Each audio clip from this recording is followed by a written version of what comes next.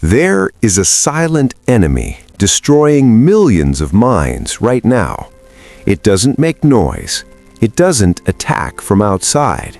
Instead, it grows quietly inside your own thoughts. And the most dangerous part is most people never realize it's happening. Today, we will explore how negativity slowly destroys the human mind using powerful lessons from psychology, philosophy, and history. There is a silent enemy that destroys more dreams than failure, breaks more hearts than betrayal, and weakens more minds than poverty. That enemy is negativity. Negativity rarely arrives loudly. It enters the mind quietly, like a small drop of poison in a glass of water. At first, nothing seems wrong, but over time, the poison spreads, and slowly the mind begins to change. Thoughts become darker, hope begins to fade, possibilities begin to look impossible. The human mind is powerful, but it is also fragile. Psychologists say that the brain naturally remembers negative experiences more strongly than positive ones. This is called the negativity bias, a concept widely explained by psychologist Rick Hanson in his book Hardwiring Happiness. According to Hanson, the brain is like Velcro for negative experiences, but Teflon for positive ones. Good moments slide away. Bad moments stick. And if we allow those negative thoughts to stay, they slowly reshape the mind itself. Neuroscience research from Stanford University has shown that constant negative thinking can strengthen harmful neural pathways in the brain. In simple words, the more someone thinks negatively, the easier it becomes for the brain to keep producing negative thoughts. It becomes a mental habit, and habits shape destiny. A story from philosophy.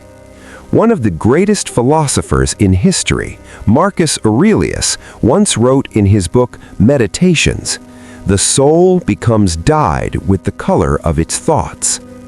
Marcus Aurelius was not just a philosopher, he was the Roman emperor responsible for ruling one of the most powerful empires in history. His life was full of war, betrayal, disease, and political tension. Yet, despite all of this chaos, Marcus Aurelius constantly reminded himself that negative thoughts are more dangerous than external problems. He believed that the mind becomes what it repeatedly thinks. If a person constantly feeds their mind with fear, anger, jealousy, or bitterness, the mind slowly transforms into those emotions. Just like a garden, if weeds are allowed to grow freely, they will eventually choke every flower. Negativity is the weed of the mind. A lesson from history. History gives us many powerful examples of how negativity can destroy even the strongest people. Consider the story of Vincent van Gogh, one of the most famous painters in human history. Today, his paintings sell for millions of dollars. But during his lifetime, Van Gogh lived in deep emotional darkness. He constantly doubted himself. He believed his work had no value. His letters show a man who was deeply trapped in negative thinking. Despite his incredible talent, negativity consumed his mind. Eventually, it led to severe mental suffering and tragedy. His story shows something heartbreaking. Sometimes the greatest enemy of a person is not the world, but the voice inside their own head.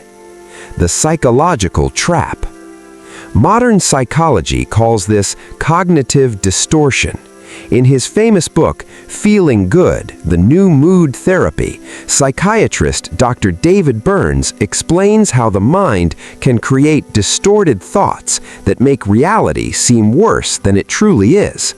Examples include catastrophizing, expecting the worst possible outcome; overgeneralization, believing one failure means lifelong failure; mind reading, assuming others are judging or rejecting you; negative filtering, seeing only the bad while ignoring the good.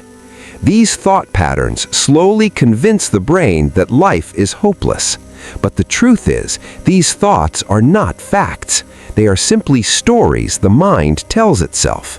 And if those stories are negative long enough, they begin to feel like reality. The philosophical warning. The ancient Greek philosopher Epictetus warned about this nearly 2,000 years ago. He said, "It's not what happens to you, but how you react to it that matters." Two people can face the same problem. One sees disaster, the other sees a challenge. The difference is not the situation. The difference is the mind. Negativity convinces the mind that problems are permanent, but wisdom reminds us that problems are temporary. A powerful historical example. Consider Abraham Lincoln. Before becoming President of the United States, Lincoln experienced repeated failure. He lost elections, he faced financial hardship, he suffered deep personal depression. Many people in his situation would have allowed negativity to define them, but Lincoln refused to let negative thoughts control his mind. Instead, he focused on purpose. He once wrote, "I am not bound to win, but I am bound to be true." This mindset changed everything. Eventually, Lincoln became one of the most respected leaders in history. His life shows that negativity is powerful, but it is not unbeatable. The hidden cost of negativity. Negativity does not only affect thoughts, it also affects the body. Research from Harvard Medical School shows that chronic negative thinking increases stress hormones like cortisol. Over time, this can lead to anxiety, depression, weakened immune system, sleep disorders, and heart disease. In other words, negativity is not just a mental problem, it can become a physical disease. The turning point. But here is the most important truth.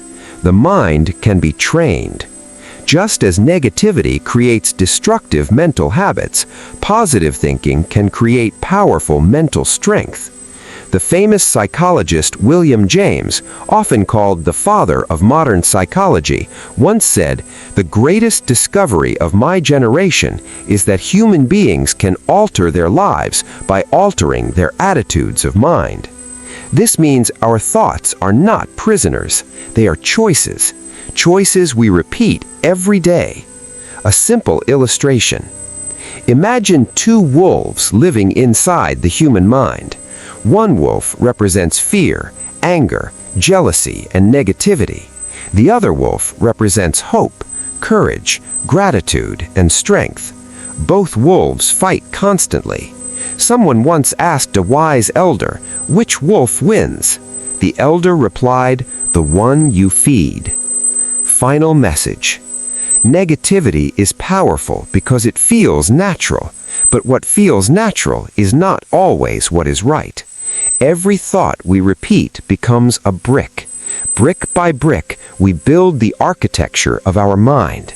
If those bricks are fear and doubt, the mind becomes a prison.